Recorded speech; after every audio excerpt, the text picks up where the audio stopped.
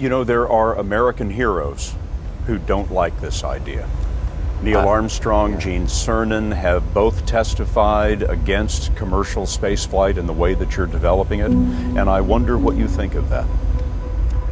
I was very sad to see that, because those guys are,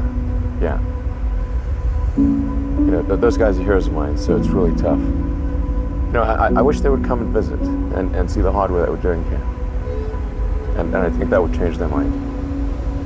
They inspired you to do this, didn't they? Yes.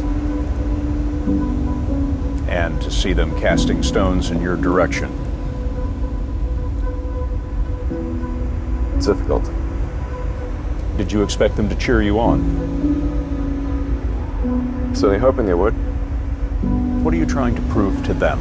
What I'm trying to do is to make a significant difference in spaceflight and help make spaceflight accessible to almost anyone. One of the most difficult choices I've ever faced in life was in 2008.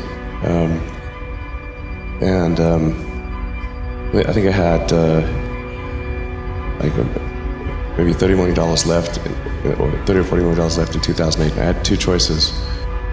I could put it all into one company, and then the other company would definitely die, or split it between the two companies.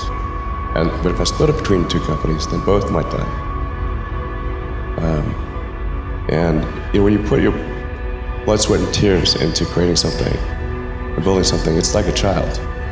And so it's like, which one am I going to let one starve to death? I couldn't bring myself to do it, so I split the money between the two.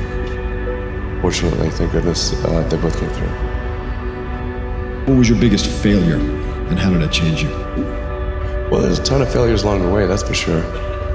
As I said, for SpaceX, the first 3 launches failed. And we were just barely able to scrape together enough parts and money to do the 4th launch. If that 4th launch had failed, we would have been dead. So multiple failures along the way. I tried very hard to get the right expertise in for SpaceX. I tried hard to find a great chief engineer for the rocket, but the good chief engineers wouldn't join, and the bad ones, well, there was no point in hiring them. So I ended up being chief engineer of the rocket. So if I could have found somebody better, then we would have maybe had less than 3 failures. That 3rd failure in a row, did you think, I need to pack this in? Never. Why not? I don't ever give up. So many people tried to talk me out of starting a rocket company. It was crazy. One good friend of mine collected a whole series of videos of rockets blowing up and made me watch those. He just didn't want me to lose all my money. We're doing these things that seem unlikely to succeed, and we've been fortunate, and at least thus far they have succeeded. Now is the time to take risk. You don't have kids. As you get older, your obligations increase. And once you have a family, you start taking risks not just for yourself, but for your family as well. It gets much harder to do things that might not work out. So now is the time to do that before you have those obligations. So I would encourage you to take risks now. Do something bold. You won't regret it. How did you figure you were going to start a car company and be successful at it? Well, I didn't really think Tesla would be successful. I thought we would most likely fail. But I thought that we at least could address the false perception that people had that an electric car had to be ugly and slow and boring like a golf cart. But you say you didn't expect the company to be successful, then why try? If something's important enough, you should try, even if the probable outcome is failure. Or how do you think about making a decision when everyone tells you this is a crazy idea? Or where do you get the internal strength to do that? Well, first of all, I'd say I actually think I feel fear quite strongly. So it's not as though I just have the absence of fear. I feel it quite strongly.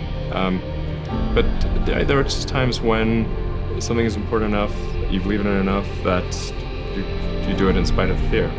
I think about what technology solution is necessary in order to achieve the particular goal, and then try to make as much progress in that direction as possible. I think being a multi-planet species and being out there among the stars is important for the long-term survival of humanity. And that's one reason. But then the part that I find personally most motivating is that it creates a sense of adventure, and it makes people excited about the future. If you consider two futures, one where we are forever confined to Earth until eventually something terrible happens, or another future where we are out there on many planets, maybe even going beyond the solar system, I think that second version is incredibly exciting and inspiring, and there need to be reasons to get up in the morning. Life can't just be about solving problems. Otherwise, what's the point? There's got to be things that people find inspiring and make life worth living. When my brother and I were starting our first company, instead of getting an apartment, we just rented a small office and we slept on the couch. And we showered at the YMCA, and we're so hot up we had one computer, so the website was up during the day, and I was coding at night, 7 days a week, all the time. And I sort of briefly had a girlfriend in that period, and in order to be with me, she had to sleep in the office. So work hard,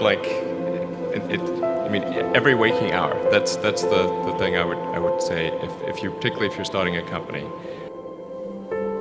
Whatever area that you get into, given that even if you're the best, there's always a chance of failure. So I think it's important that you really like whatever you're doing. If you don't like it, life is too short. If you like what you're doing, you think about it even when you're not working. I mean, it's something that your mind is drawn to. And if you don't like it, you just really can't make it work, I think.